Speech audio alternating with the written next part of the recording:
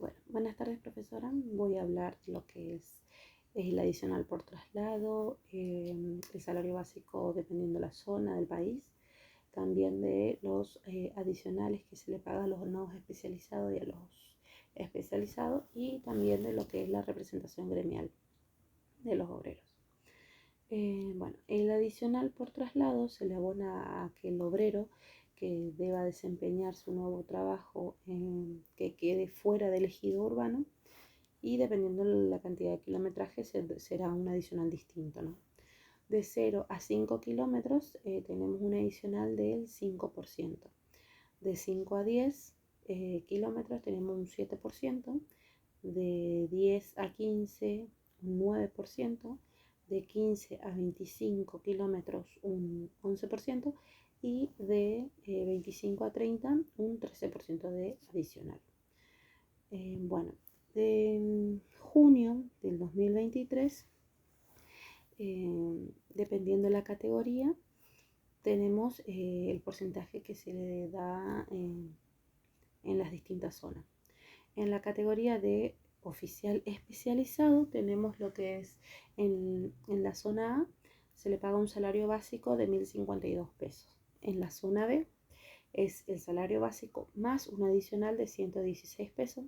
En la zona C tenemos lo que es el salario básico más 563 pesos, que es el adicional.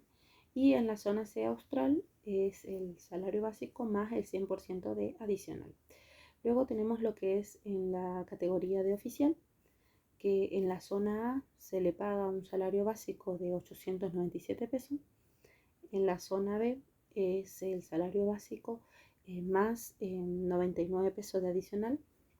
En la zona C tenemos lo que es el salario básico más 612 pesos de adicional.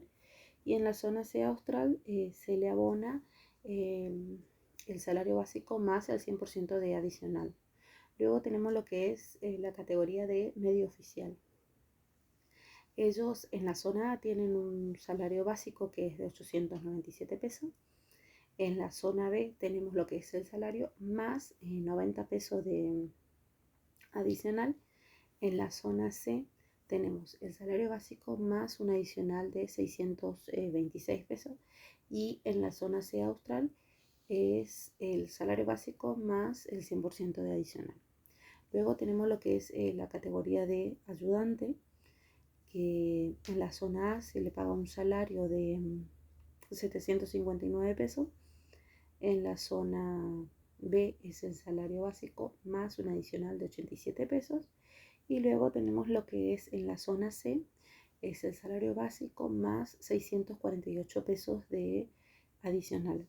Y en la zona C austral es el salario básico más el 100% adicional. Después tenemos lo que se abona a los obreros a los trabajadores especializados. Dependiendo de su especialidad, son distintos los porcentajes, ¿no? Por ejemplo, el soldador eléctrico de alta presión, o soldador oficial eléctrico de alta presión, a ellos se le abona un 15% de adicional. Luego tenemos lo que es el trabajador, el oficial mecánico, oficial cañista, el oficial de aire acondicionado, o sea, especialista en aire acondicionado. También el que es el soldador eléctrico, oficial soldador eléctrico, el electricista y lo que es el instrumentista. Bueno, a todos ellos se le abona un adicional del 10%. Después tenemos lo que es el oficial lingador, el mandrilador, el herrero, el soldador autógeno. Bueno, a todos ellos se le abonan solamente un 5% de adicional. Luego tenemos lo que son los no especializados. Bueno, a ellos, por ejemplo, el obrero medio oficial en aire acondicionado se le abona un 5%. Al ayudante se le abona un 3%. Y después tenemos a los obreros en techos asfálticos, pisos industriales, también lo que es lavadores de frentes, bueno, en chapas y pisos decorativos asfálticos también. Bueno, a todos ellos se le da un adicional del 10%. Bueno, en cuanto a lo que es la representación de la representación gremial de los obreros, bueno, para ello la representación sería que todos los afiliados tienen que estar afiliados a la UOCRA, tendrán un representante, eh, un delegado representante, digamos, que sea de parte eh, del sindicato y también de lo que son las comisiones internas. Estarán representados por un delegado titular, un subdelegado y un delegado tesorero. Cuando la cantidad sea mayor a 50 pero menor de 100, se podrá integrar hasta un tercer miembro. Si pasan la cantidad de 100, se le podrá incluir hasta 5 miembros. Para ejercer cualquiera de estos cargos, se debería tener como requisito, digamos, ser mayor de edad, también estar afiliado a la UOCRA y tener como mínimo de antigüedad 1 año. Después tenemos lo que es una situación.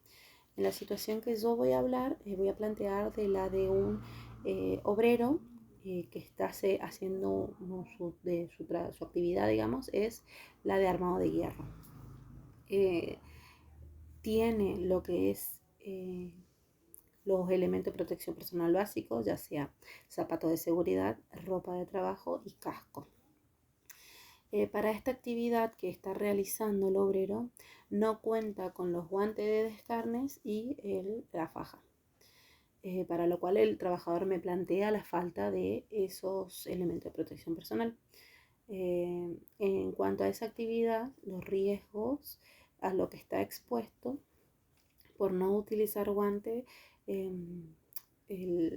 los riesgos pueden ser heridas cortopunzantes, raspaduras, también fricción por la actividad que está realizando, ¿no?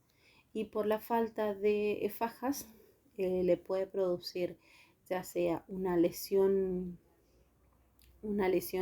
ergonómica o también puede ser una lumbalgia.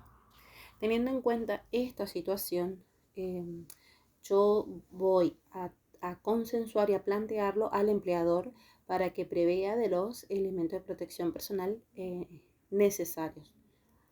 Luego de la reunión con el empleador, que se rehúsa a la compra de estos elementos de protección personal, yo le doy a conocer los riesgos a lo que puede ocasionarle tanto al trabajador, que puede ser o un accidente laboral o una enfermedad profesional, a lo cual también, si esto llegara a ocurrir, le ocasionaría pérdidas generales a la empresa, como por ejemplo lo que es retraso en la obra. También habría que sustituir al trabajador, pagar un sueldo extra hasta que vuelva a integrarse este obrero. Según lo que establece la ley 19.587, en el artículo 8, en el inciso C, el empleador está obligado a proveer de los elementos de protección personal y de su mantenimiento. Entonces no hay que verlo esto como un gasto, sino como una inversión. Bueno, profesora, esto es todo mi exposición. Espero que esté todo correcto. Muchísimas gracias por la atención y que tengan muy buenas tardes.